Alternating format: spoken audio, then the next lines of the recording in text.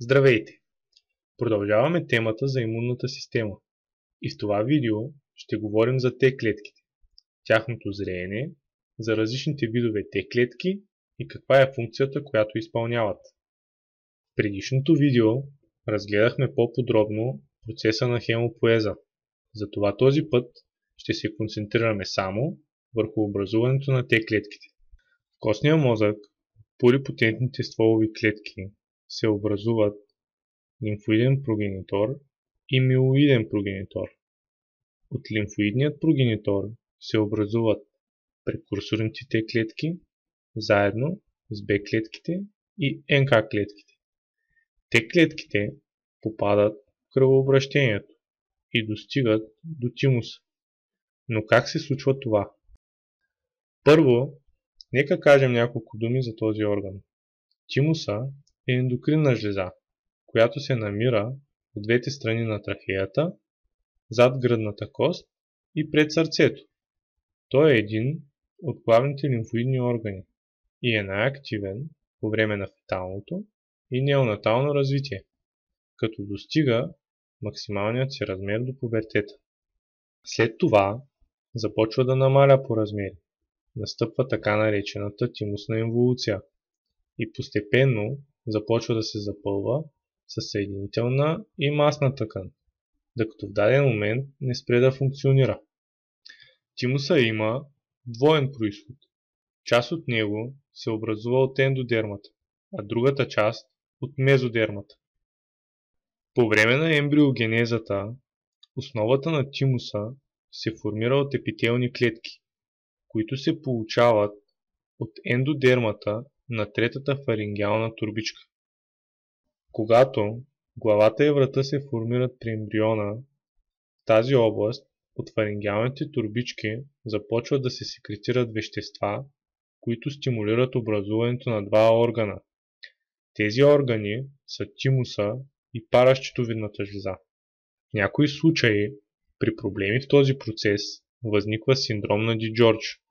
Причините са генетични и се характеризира с хипокалцемия и имунодефицит, който пък се дължи на липсващия клетъчен имунитет. Защо се получава така? Липсата или хипоплазията на тимуса води до това, че няма орган, в който да зреят Т-клетките, а недоразвитата паращитовидна жлеза не секретира достатъчно паращитовиден хормон. Поради тази причина детето страда често от различни видове инфекции и хипокалцемия с всички последици от нея. Тимуса е изграден от лобули, като всеки лобул има кортикална и медуларна зона и е обхванат със съединително тъканна капсула.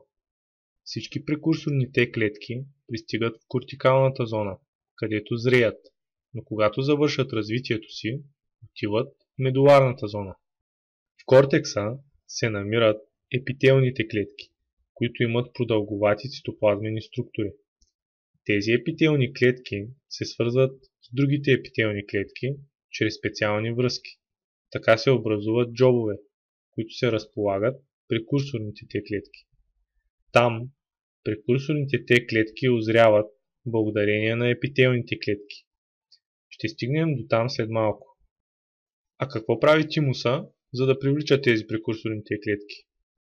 Той секретира хемокини, които преминават кръвообращението, като една от функциите им е да привличат тези прекурсорни Т-клетки към тимуса.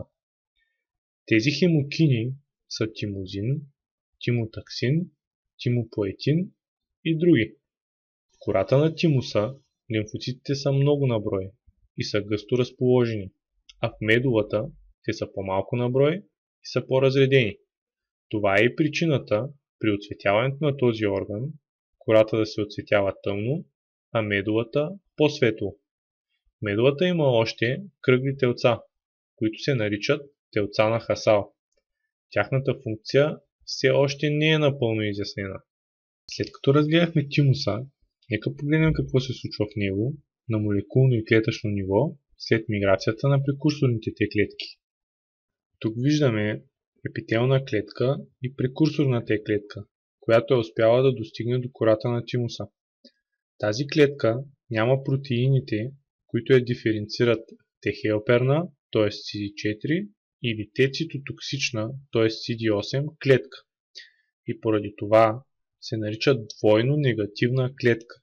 Т.е. тя е CD4 негативна, CD8 негативна и TCR негативна. След малко ще разберете защо ви казвам това. Това, което се случва с прекурсорната Т клетка, е, че хемокините, които се секретират от епителните клетки, започват да стимулират специфичен ген. Хемокините действат на този специфичен ген, който предизвиква продуцирането на ензимите RAC1 и RAC2. Те от своя страна водят до пренареждането на ДНК, което пък води до образуването на протеина, който споменах преди малко, наречен TCR или Т-клетъчен рецептор. Защо това е важно?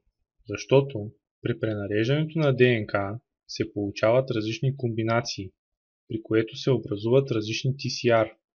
Този процес е случайен и при него се образуват уникални за тази Т-клетка TCR, които са пръснати по цялата й повърхност. Така, когато имаме различни видове антигени, ще има и различни видове рецептори, които да могат да реагират с тях. Тези хемокини активират и други гени, което води до образуването на други протеини, наречени CD4 и CD8. Така тези клетки са TCR позитивни и вече CD4 и CD8 позитивни. Когато пристигнаха в тимуса, тези клетки нямаха протеините CD4 и CD8 на повърхността на своята мембрана и бяха двойно негативни. Сега благодарение на гените, които хемокините активират, те започват да експресират тези протеини. Как ще се наричат вече? Те се наричат двойно позитивни. Да погледнем на рисуваната прекурсорна Т клетка, но вече с експресия на съответните протеини. Епителните клетки на тимуса имат специфични молекули на своята повърхност, които се свързват с протеините на Т клетката. Тези протеини са MHC клас 1 и MHC клас 2, като MHC клас 1 се свързва с CD8, а MHC клас 2 се свързва с CD4. Когато тези молекули разпознаят протеините на повърхността на Т клетката и се свържат с тях, се нарича позитивна селекция. А какво става, ако не ги разпознае? CD4 и CD8, също както TCR, се образуват на случайен принцип. И когато те не са разпознати от MHC, които се намират на повърхността на епителните клетки, настъпва апоптоза на Т клетката. Какво е апоптоза? Апоптоза означава програмирана клетъчна смърт. Защо се получава това? Ако не се осъществи разпознаването, тогава от епителната клетка се отделя специфично вещество, което се нарича ФАС. То се свързва с рецептор на повърхността на Т клетката и оттам се активират гените, отговорни за апоптозата. Нека повторим. Когато MHC клас 1 и клас 2 на епителните клетки разпознаят съответно CD8 и CD4 на Т клетките, наричаме процеса позитивна селекция. Тези клетки, чието протеини не са разпознати, отпадат чрез апоптоза. Да погледнем следващата стъпка. На повърхността на тимусните епителни клетки, освен останалите структури, които изброихме, има и специфичен пептид. Ако тези TCR, които споменахме по-рано, разпознаят пептида, в по-късен етап тези Т клетки имат възможност да си взаимодействат с собствените ни тъкани и да ги повреждат. И това ще доведе до автоимунни заболявания. Когато TCR рецепторите не разпознават пептидите по повърхността на тимусните епителни клетки, се нарича негативна селекция. Ако обаче те ги разпознаят, отново се активира механизмът, който предизвиква настъпването на апоптоза, по познатия вече механизъм с ФАС. Да кажем, че всичко до този момент е преминало перфектно. Какво се случва след това? Да припомним, че в предишната стъпка Т клетката беше CD4 и CD8 положителна, т.е. беше преминала позитивна селекция. И TCR не разпознава пептидите на повърхността на епителните клетки, т.е. тя е преминала негативна селекция. Какво ще стане, ако обаче MHC клас 2 се свърза по-добре с CD4, отколкото MHC клас 1 с CD8? Гените в Т клетката ще предизвикат намаляне на броя на CD8 протеините, а ще увеличи този на CD4. Ще се получи Т клетка с много CD4 и TCR, никакви CD8. Тези клетки се наричат Т-хелперни клетки. Ако се получи така, че CD8 се свързва по-добре с MHC клас 1, отколкото CD4 с MHC клас 2, тогава броя на CD8 ще се увеличи, а CD4 ще изчезнат. Както при Т-хелперната клетка, TCR ще бъде наличен и ще се получи нова Т клетка, наречена Т-цитотоксична клетка.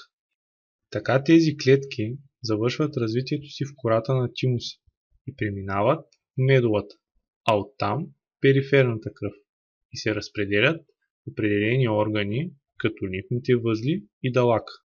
Както споменахме в предишната видеолекция, Т-хелперните клетки се разделят на два вида клетки – TH1 и TH2.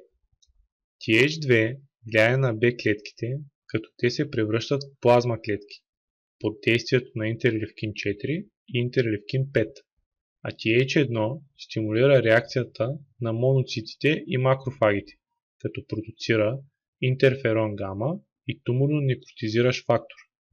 TH2 участва в хуморалния имунитет, а TH1 участва в клетъчния имунитет.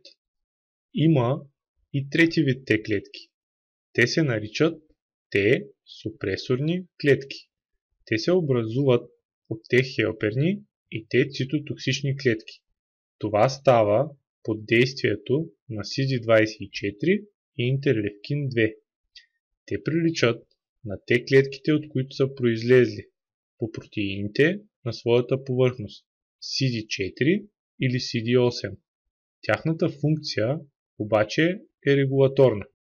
Това беше темата за зрението на Т клетките. Ще се запознаем подробно с тяхното действие в следващите видеолекции. Благодаря, че гледахте това видео. Ако ви е помогнало, го харесайте и се абонирайте за още медицински видеолекции. А ако желаете да подкрепите канала ми, ще намерите линк в описанието за страницата ми в Patreon. Довиждане и до следващия път, когато съм ви нужен.